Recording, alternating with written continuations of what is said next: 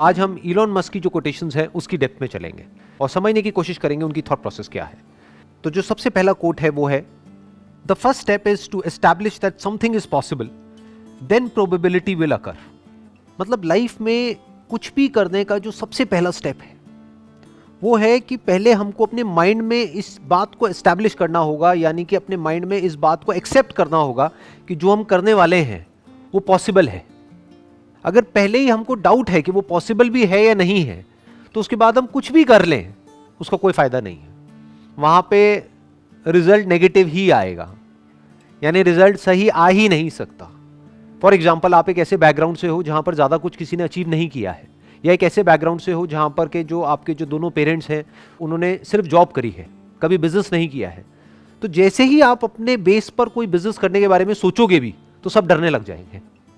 सब आकर के आपको क्या कहेंगे कि नहीं नहीं बहुत मुश्किल है, नहीं हो सकता, नहीं हो सकता, नहीं हो सकता, पॉसिबल ही नहीं है। तो वो कह रहे हैं पॉसिबल नहीं है, वो प्रॉब्लम नहीं है। पहले आपके खुद के माइंड में आना चाहिए कि ये पॉसिबल है, तब अगर आप बिजनेस करो तो वो बिजनेस करने का कोई फायदा है। अगर आपके खुद के भी माइंड में डाउट है कि पता नहीं ये हो भी पाएगा या नहीं हो पाएगा, तो फिर आपके फेलियर के चांसेस बहुत ज्यादा है। वंस यू अंडरस्टैंड कि ठीक है अभी तक किसी ने नहीं किया है, अभी तक नहीं हुआ है, पास्ट में नहीं हुआ है, लेकिन इसका मतलब ये नहीं है कि फ्यूचर में भी नहीं हो सकता है।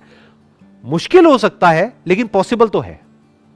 हो सकता है बहुत ही मुश्किल हो वो करना, क्योंकि जो बंदा जो बिजनेस बैकग्राउंड से है उसको तो पूरा पीछे से सपोर्ट मिलने वाला है, उनके पास में नॉलेज भी है, एक्सपीरियंस भी है, पैसा भी है। इस बंदे के पास में ना तो नॉलेज है, ना एक्सपीरियंस है, ना पैसा है, ना सपोर्ट है घर वालों का। तो इसका मतलब क्या है कि इसको मुश्किलें उससे 1000 गुना ज्यादा आने वाली है। लेकिन अगर वो एक्चुअल में करना चाहता है तो पहले उसके माइंड में ये थॉट प्लांट होना बहुत जरूरी है कि पॉसिबल है। Then there is a probability कि हो सकता है वो सक्सेसफुल हो जाए। बिल्कुल इस तरीके से है कि अगर हम अपने घर से ये सोच करके निकलेंगे कि कहीं मेरा एक्सीडेंट ना हो जाए, एक्सीडेंट ना हो जाए, एक्सीडेंट ना हो जाए, पता नहीं मैं वहां पहुंच भी पाऊंगा या नहीं, तो पक्का उसका एक्सीडेंट होगा, क्योंकि वो बहुत डरा हुआ है। तो डर करके चलाएगा तो काम काम करके चलाएगा, तो नहीं भी एक्सीडेंट होना होगा तो हो जाएगा। तो वो 1 से लाख वहां पे नहीं पहुंच सकता। बट उसके माइंड में अगर ये क्लियर है कि नहीं नहीं कोई बहुत बड़ी बात नहीं है, वहां मैं पहुंच सकता हूं। हाँ, हो सकता है रास्ते में बहुत प्रॉब्लम्स आएंगी, ट्रैफिक जैम होगा, ये होगा, वो होगा, हो सकता है मेरे से जल्दी कुछ लोग पहुंच जाए, मैं थोड़ा लेट पहुंच जाऊं, लेकिन मैं पहुंच सकता हूं। वंस दैट इज क्लियर, अब अगर वो ड्राइव करे तो उसमें एटलीस्ट एक कॉन्फिडेंस होगा, और कोई प्रॉब्लम आई तो और अच्छे से कॉन्फिडेंस से उसको फेस कर पाएगा। तो जब भी आपको कुछ ऐसा करना है जो पास्ट में नहीं हुआ है, दैट कुड बी एनीथिंग, छोटे से छोटा, बड़े से बड़ा, तो सबसे पहले माइंड में इसको एक्सेप्ट करना पड़ेगा कि it is possible. Then probability will occur. अब इसका क्या मतलब है? मतलब अगर आपने अपने माइंड में एस्टैब्लिश कर भी लिया है कि ये पॉसिबल है, क्या इसका मतलब ये है कि आपको उसमें सक्सेस मिलनी ही मिलनी है? नहीं। चाहे कोई भी काम हो, छोटे से छोटा या बड़े से बड़ा, वहां पर प्रोबेबिलिटी काम करती है। We can't be 100% sure under any circumstances in anything. एक प्रोबेबिलिटी ऑफ फेलियर हमेशा रहता ही रहता है। मान लो कोई मशीनरी है, उसको ऑपरेट करने का एक तरीका है, उसकी एक मैनुअल है, और उसको उसी तरीके से ऑपरेट कर रहे हो जैसा कि बताया हुआ है, तब जो आपकी सक्सेस की प्रोबेबिलिटी है that could be 99.99%। It can't be 100%, क्योंकि हो सकता है मशीन बंद पड़ जाए किसी और रीजन से। बट वो प्रोबेबिलिटी भी तभी काम करती है जब आपके माइंड में एस्टैब्लिश हो चुका हो कि इट इज पॉसिबल, मैं इस मशीन को ऑपरेट कर सकता हूं। जैसे इसका सबसे अच्छा एग्जाम्पल इंडिया में हम अपने घरों में देखेंगे। जैसे कोई भी ऐसा गैजेट होता है जो थोड़ा सा भी कॉम्प्लिकेटेड होता है, कोई नया स्मार्टफोन आया है या कोई नए फीचर्स आए हैं, तो जो एक पर्टिकुलर एज पे लोग हैं, 50 साल, 60 साल, 70 साल, वो कैसे घबरा जाते हैं उसको देख करके। और जो छोटे बच्चे होते हैं वो कितनी जल्दी सीख लेते हैं। क्यों? क्योंकि उनके दिमाग में ये थॉट नहीं है कि ये इम्पॉसिबल है। इनफैक्ट अगर ध्यान से इस कोटेशन को ऑब्जर्व करोगे तो इसकी भी जरूरत सिर्फ तब है जब हमारे दिमाग में ये बैठा हो कि ये इम्पॉसिबल है, नहीं तो इस थॉट की भी जरूरत नहीं है कि ये पॉसिबल है। एक बच्चे के माइंड में तो ये बैठा ही नहीं है कि ये काम करना इम्पॉसिबल है, तो उसके लिए सब कुछ पॉसिबल है। बट जो बड़े हैं उनके माइंड में क्या बैठा हुआ है? मेरे लिए बड़ा मुश्किल है, अरे भाई मुझे ये सब समझ नहीं आता है। तो उनके माइंड में इम्पॉसिबल बैठा हुआ है, तो उनके माइंड में एस्टैब्लिश करना पहले जरूरी है कि भैया आपकी एज ज्यादा है, आपके पास में एक्सपीरियंस ज्यादा है, आपके पास में दिमाग उस बच्चे से ज्यादा है, तो आप क्यों नहीं कर सकते अगर वो बच्चा कर सकता है तो उसके माइंड में एस्टैब्लिश करना पड़ेगा कि ये पॉसिबल है। बच्चे के माइंड में एस्टैब्लिश करने की जरूरत ही नहीं है। बच्चे को आप कहोगे कि पॉसिबल है इसे आपको ऑपरेट करना, वो कहेगा क्या बोल रहे हो, कह रहे मेरे लिए तो वैसे ही सब कुछ खेल है। कहते मैंने कहा कब कि इम्पॉसिबल है, तो मुझे आप क्यों कह रहे हो कि ये पॉसिबल है? समझ गए ना ये आसान वर्ड की जरूरत कहां पर है? जिसके दिमाग में बैठा हो कि ये मुश्किल है, जिसके लिए वैसे ही सब कुछ आसान है, उसको इस वर्ड की जरूरत तक नहीं है कि ये आसान है. Next quote is, I think it is possible for ordinary people to choose to be extraordinary. इसमें जो वर्ड है ना जिस पे ध्यान देना है वो है चूज. मतलब क्या कहा जा रहा है दूसरे वे में, कि हर वो इंसान जिसको हम एक्स्ट्रा ऑर्डिनरी बोलते हैं, जिसने भी कुछ एक्स्ट्रा ऑर्डिनरी अचीव किया है, होते सारे ऑर्डिनरी हैं. उनकी क्या 4 आंखें होती हैं, 4 कान होते हैं, 8 हाथ होते हैं, 10 पैर होते हैं, दिखने में और हर तरीके से वो बिल्कुल एक नॉर्मल इंसान के जैसे होते हैं, बिल्कुल ऑर्डिनरी होते हैं. फर्क क्या है ऑर्डिनरी और एक्स्ट्रा ऑर्डिनरी में? चॉइस का फर्क है. To achieve something extraordinary in life is not a matter of luck, is not a matter of some extraordinary inherent or inborn quality. It is a matter of choice. We can choose to be extraordinary or we can choose to be ordinary. Extraordinary लोग जो करते हैं, कब करते हैं? Life में एक बार या हर रोज, लाइफ के हर मोमेंट में जो वो करते हैं, जिस तरह से वो चॉइसेस लेते हैं, चाहे वो बहुत छोटा सा डिसीजन हो, सुबह जल्दी उठने का. इनफैक्ट ऐसे बहुत सारे सर्वेज हुए हैं जहां पर ये देखा गया है कि जिन भी लोगों ने कुछ एक्स्ट्राऑर्डिनरी लाइफ में अचीव किया है वो सुबह जल्दी उठते हैं. तो अगर आप भी सुबह जल्दी उठते हैं, इसका मतलब ये नहीं कि आप एक्स्ट्रा ऑर्डिनरी हो जाओगे, क्योंकि एक्स्ट्रा ऑर्डिनरी होने के लिए और भी 100 काम करने पड़ेंगे. लेकिन उन 100 में से एक क्या है? सुबह जल्दी उठना. सुबह जल्दी उठ करके अपने दिन को प्लान करना, ये देखना कि इस दिन को मैं मीनिंगफुल कैसे बनाऊं, कि आज मैं क्या अलग करने वाला हूं, या आज के दिन को प्रोडक्टिव कैसे बनाऊं. If you choose to wake up early in the morning, क्यों? क्योंकि वो करना सही है, तो ये आपको ऑर्डिनरी से थोड़ा सा एक्स्ट्रा ऑर्डिनरी बना देता है. और थोड़ा थोड़ा करके बंदा ज्यादा एक्स्ट्रा ऑर्डिनरी होता चला जाता है. 90% से ज्यादा लोग क्या करते हैं, वो वेट करते हैं एक ऐसे मोमेंट का जब अंदर से एक फीलिंग आए एक काम को करने की, तब मैं वो काम को करूंगा. और मजे की बात क्या है, वो फीलिंग कभी नहीं आती. सही काम करने की फीलिंग कब आती है? कभी आती है.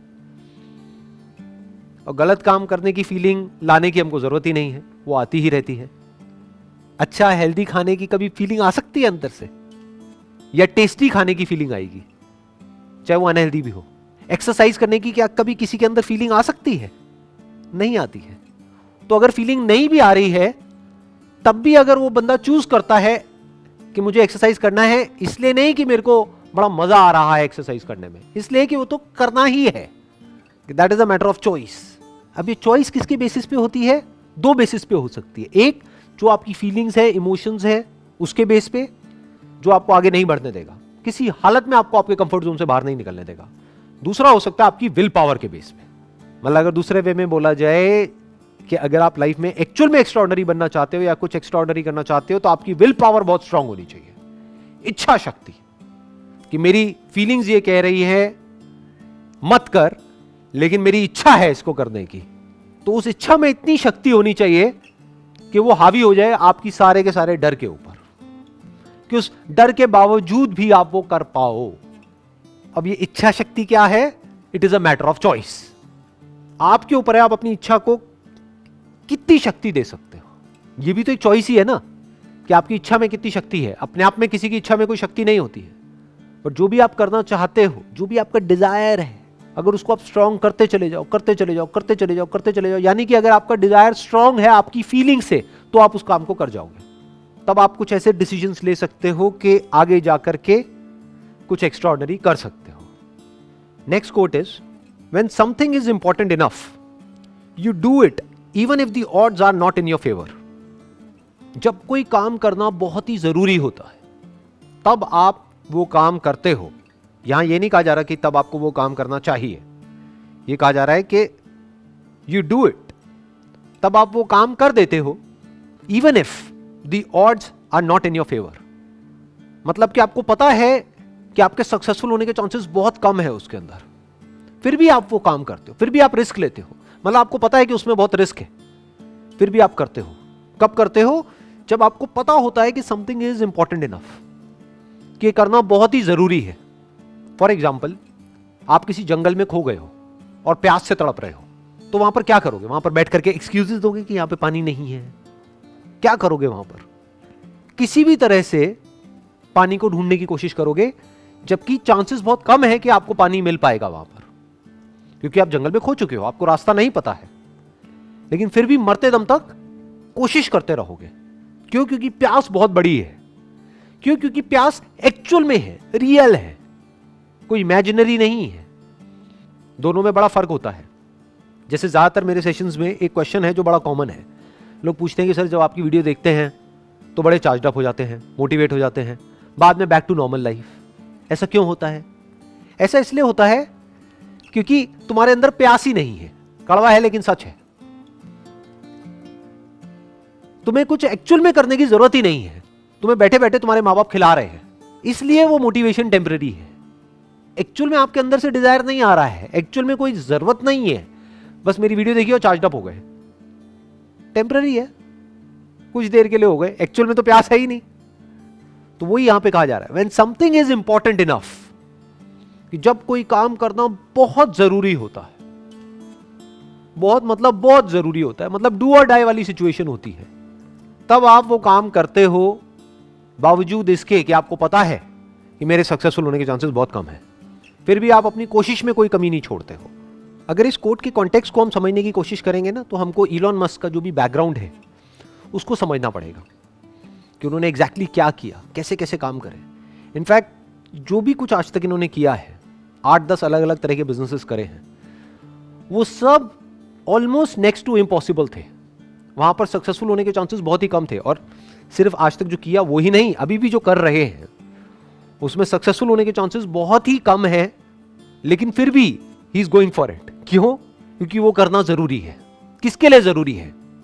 इलॉन मस्क के लिए, खुद के लिए जरूरी नहीं है, क्योंकि he is already a billionaire. Humanity के लिए जरूरी है। फॉर एग्जांपल इलेक्ट्रिक कार्स या फिर एनर्जी एफिशिएंट कार्स, ये बनानी बहुत जरूरी है ताकि पोल्यूशन कम हो, ताकि ग्लोबल वार्मिंग का हम सोल्यूशन निकाल सके। तो ये करना जरूरी है। तो अब ये करने के लिए चाहे कितनी भी मुश्किलें आ जाए, कितने भी फेलियर्स आ जाए, कितनी भी प्रॉब्लम्स आ जाए, करना है तो करना है। इनफैक्ट जो भी उन्होंने आज तक लाइफ में किया है, हर एक फील्ड के अंदर बिल्कुल एक ब्रेकिंग पॉइंट तक पहुंचे हैं वो। यानी कि पहली बार जब वो कार बनाई तो सोचा था कि कॉस्ट आएगी अराउंड $50,000 के आसपास में, कॉस्ट आई $1,00,000।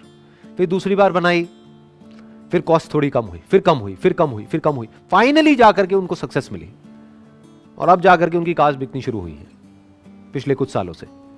जहां सारे लोग बोल रहे थे कि नहीं, कुछ नहीं हो पाएगा, नहीं कर पाएगा, नहीं कर पाएगा, नहीं हो पाएगा, then also he did it. और एक बार नहीं, दो बार नहीं, अलग अलग फील्ड्स में कई बार इन्होंने ऐसे ऐसे काम करे हैं जो करना ऑलमोस्ट नेक्स्ट टू इम्पॉसिबल था, फिर भी किया। क्यों? क्योंकि वो करना जरूरी था। तो 3 चीजें हैं जो यहां पर हमको आगे लाइफ में ले जा सकती हैं।